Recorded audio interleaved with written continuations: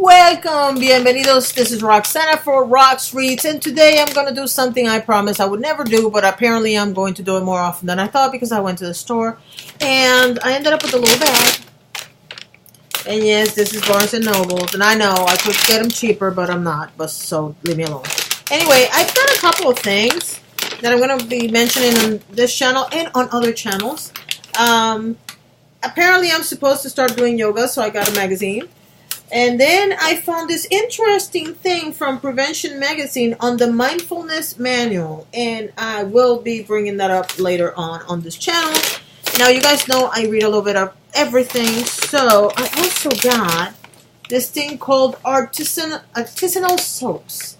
And I got it on sale. And then I found this other one. I had never heard of this. So if y'all have ever heard of this, let me know what it is. But it's called Heidi, something like that. And it's written by Mary Turell Soderberg, who's a Danish actress born in Copenhagen. I have no idea who she is, but I just thought the actual book is gorgeous.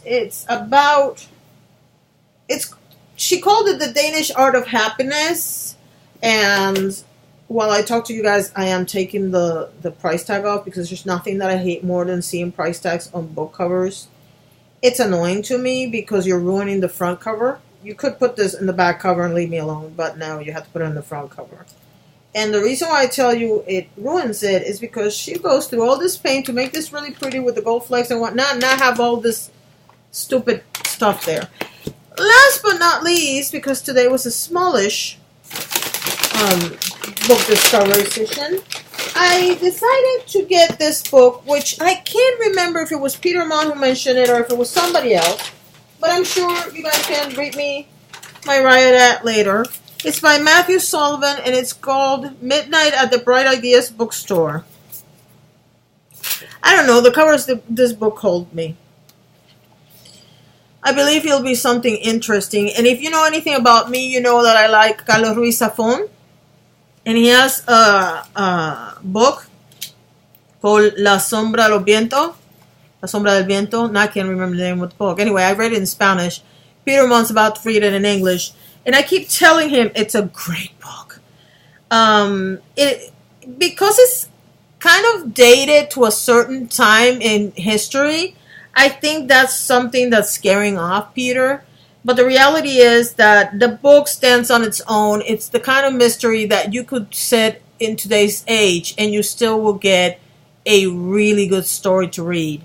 It is fascinating to me how this whole story goes, and I'm not going to give you any of the details. But let me put it to you this way. I pretty much knew there's a character in this book that is a mystery. He's part of the mystery. That part of the mystery I figured out early on in the book. But the actual way the book went was so far away from what I thought it was going to go. So I absolutely loved it. Plus, I've read some of his young adult books. And if you remember, I actually mentioned him in another video. And I said that the book was so good that there was a scene in the book that was so scary that I left the book alone for like a week. Because I just couldn't pick it up and read it, but curiosity got the best of me and I ended up reading it, and it was awesome.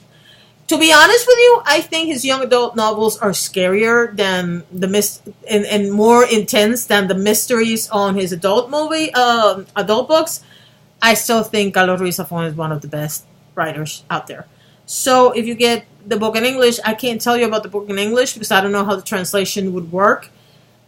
But it is a great book. So hopefully, I'm seriously considering buying an English version of one of his books and reading the Spanish version and the English version to see how one compares to the other, if that makes sense.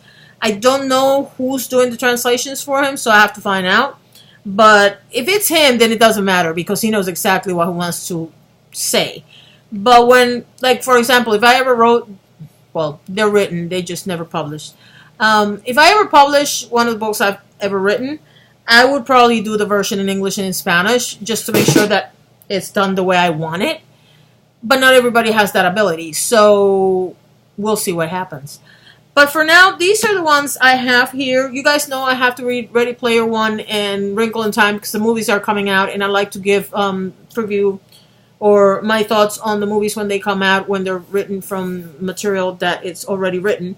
But I also added a couple of manga books that we purchased today too. But before I read those two, I want to start the Fruit Basket series because we actually have the entire Fruit Basket series here. And my daughter said to me, it's a roller coaster ride of emotions, but I still want to read it. So that's what we have right now.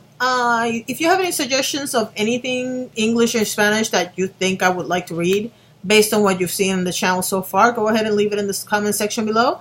Otherwise, thank you so much for watching and have a wonderful day.